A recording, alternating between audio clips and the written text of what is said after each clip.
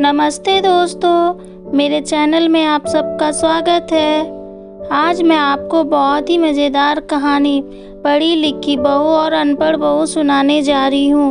अगर आपको पसंद हो तो लाइक कीजिए, शेयर कीजिए, कमेंट कीजिए और मेरे चैनल को सब्सक्राइब कीजिए। तो चलिए अब हम आपको कहानी सुनाते हैं।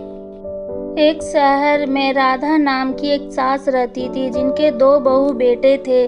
बड़े बेटे का नाम राजू था, छोटे बेटे का नाम राहुल। बड़े बेटे की शादी रागिनी नाम की लड़की से हुई थी, जो बहुत पढ़ी लिखी थी, और छोटे बेटे की शादी एक गांव की लड़की से हुई थी, जिसका नाम पीहू था। एक दिन राधा दोनों को बुलाती और कहती है, अरे बड़ी बहू, छोटी बहू, जरा इधर आओ। जी माँ जी, बोलिए माँ जी। सुनो, आज कुछ मेहमान आ रहे, तुम दोनों बढ़िया खाना बना लेना, ठीक है? जी माँ जी।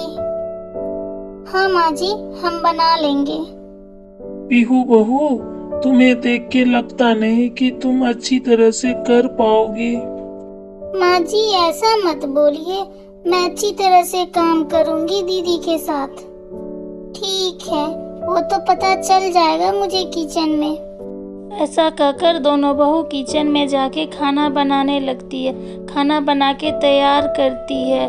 तभी राधा के रिश्तेदार आते हैं, तो राधा अपनी बहू को चिल्लाती है, अरे बहू, नाश्ता पानी ले आओ और बताओ सीता दीदी, रमेश भैया, कैसे हो आप लोग? अरे बस ठीक है, बहुओं से मिलने आए थे। अरे कहाँ है बहू? हम यहाँ हैं मामा जी, बुआ जी। ये लीजिए, नाश्ता कीजिए। नमस्ते बुआ जी, मामा जी। ये कहकर रागिनी वहीं खड़ी हो जाती है, जबकि छोटी बहू आगे जाके दोनों का पैर छूती है। और तब चंपा कहती है, अरे बहू, तुझे पता नहीं है क्या कि बड़ों के पैर छूते हैं? तो क्या हुआ बुआ जी, आदर सम्मान तो किया है।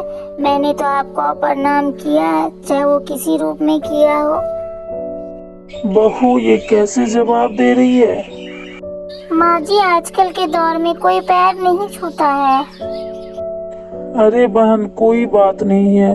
अच्छा पीहू बहू, मेरे लिए थोड़ा ठंडा शरबत ले आओ। ठीक है मामा जी, मैं अभी लाती हूँ। हे भगवान, न जाने क्या लेके आएगी। फ्रीज तो कल खराब हो गया था। ये कहकर पीहू किचन में जाती और कहती है, फ्रीज तो कल खराब हो गया था। हे भगवान, मैं क्या लेके जाऊँ? आइडिया, जब हमें गर्मी लगती है तो हम पंखा करते हैं, तो क्यों ना शरबत को भी पंखा किया जाए और पंखे से ठंडा कर दिया जाए। ऐसा कहकर पीहू शरबत को ग्लास में डालकर एक हाथ से पंखा करते हुए पवन को देती है। मामा जी ये लीजिए, शरबत पी लीजिए, ठंडा ठंडा। अरे बेटा, ये तुम शरबत के गिलास को पंखा क्यों कर रही है? दिखा दी इसने अपनी असली हरकत, बेवकूफ वाली।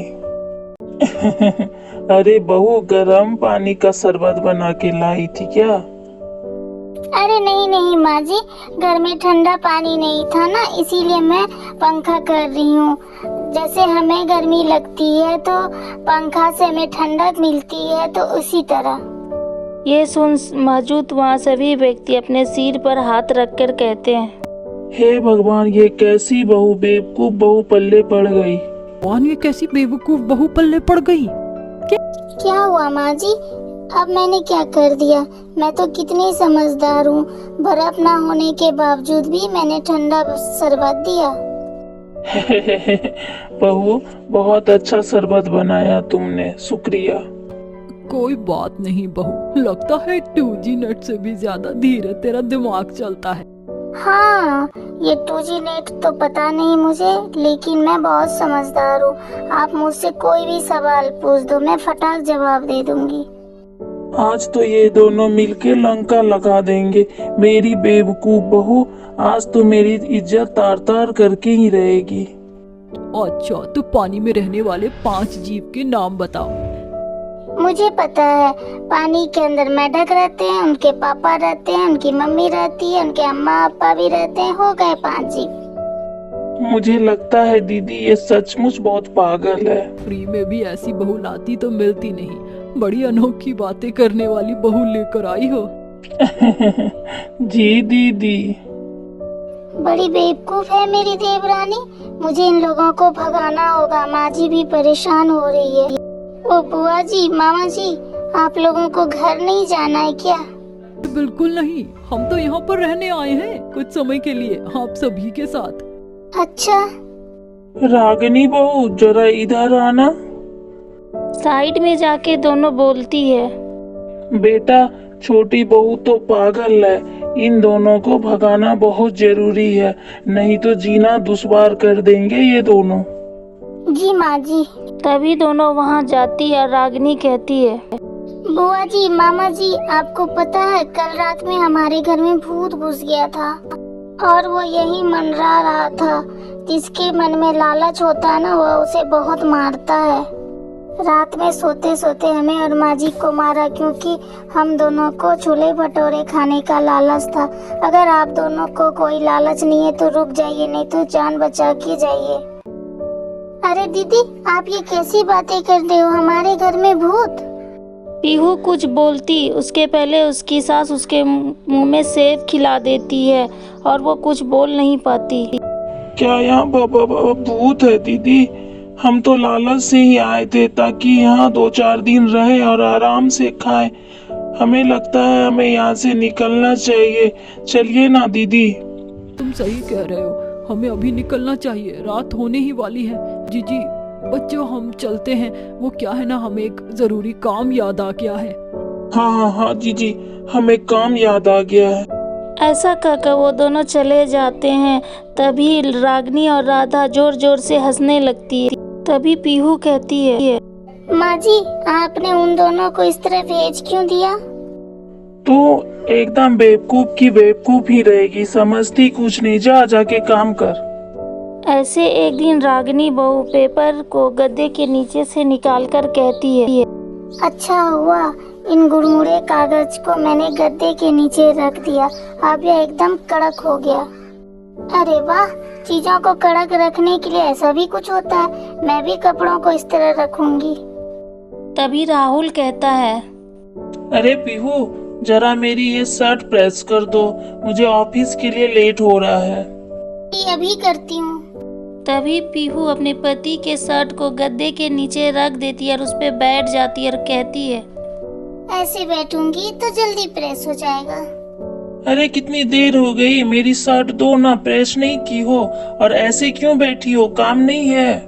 अरे मैं तो आपकी शर्ट को ही प्रेस कर रही थी, अभी ये गद्दे के नीचे से आएगी कड़क होके।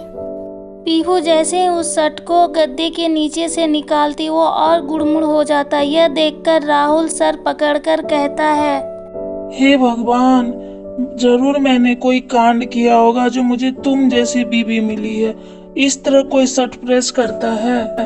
राहुल जी, मैंने दीदी को कागज रखते हुए देखा था, इसलिए मैंने शर्ट को रख दिया। राहुल की आवाज़ सुनकर घर के सारे मेंबर वहां पहुंच जाते हैं और पीहू की हरकत को देख लेते हैं। इसका कुछ नहीं हो सकता, पता नहीं कब समझदारी आएगी इसमें। पीहू की बेवकूफ़ी देखकर सभी लोग अपने काम पे लग जाते हैं। बड़ी बहू लैपटॉप चला रही होती है, वहीं राधा अपने से पकोड़े तल रही होती। तभी उसके हाथ पे गरम तेल लग जाता है और वो चिल्लाती है, अरे राम रे, मर गई रे, मैं तो जल गई। अरे माँ, अरे कृष्ण कन्हैया। की आवाज़ सुनकर दोनों बहुएं उसके पास आती है। हे भगवान, ये क्या हो गया माँ जी, आप कैसे जल गए? पानी लाना होगा मुझे। बाप रे बाप, माँ जी आपका हाथ तो पूरा जल गया। दीदी पानी मत लाइए, उससे माँ जी को छाला हो जाएगा। पीहू, बेवकूफी वाली बात हमेशा मत करो। दीदी मैंने बोला ना, मत कीजिए, छाला पड़ जाएगा। ऐसा कहकर पीहू कोलगेट पेस्ट ला करके अपनी सास के हाथ पे लगा देती है। ऐसा लगाने के बाद कुछ राहत मिलता है। फिर राधा कहती है, अरे बहू, तुम भले ही कितनी ही बेवकूफ हो, लेकिन कुछ बातों में समझदार भी हो। हर पढ़े लिखे इंसान ही समझदार हो ऐसा नहीं होता, और सिर्फ शहर के लोग ही समझदार हो ये भी नहीं होता।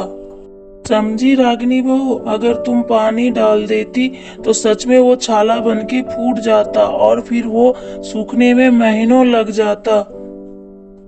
और जो पीहू बहू ने किया उससे ठीक हो जाएगा और थोड़ी दवाई से ठीक हो जाएंगे।